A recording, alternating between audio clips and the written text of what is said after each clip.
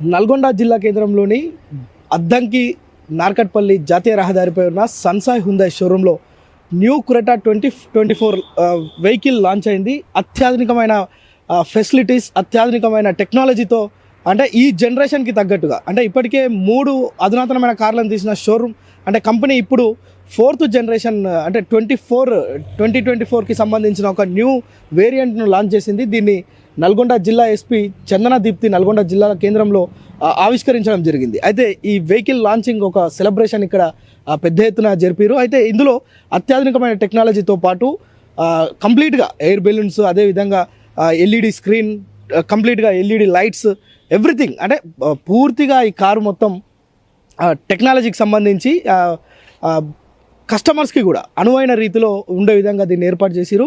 5 seater అవైలబుల్గా ఉంది నల్గొండలో.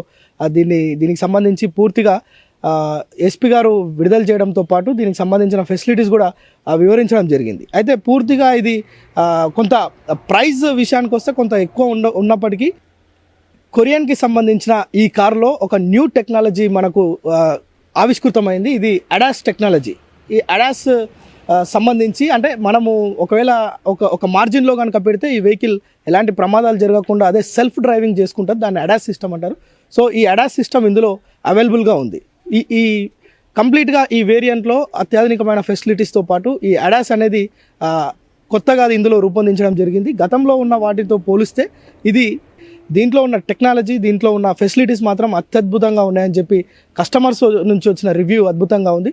సో మొత్తానికి నల్గొండ జిల్లా కేంద్రంలో క్రెటా ఏదైతే న్యూ వేరియంట్ 2024 లాంచ్ చేసిరో సూపర్గా ఉందని మాత్రం కస్టమర్స్ నుంచి రివ్యూస్ వస్తున్నాయి.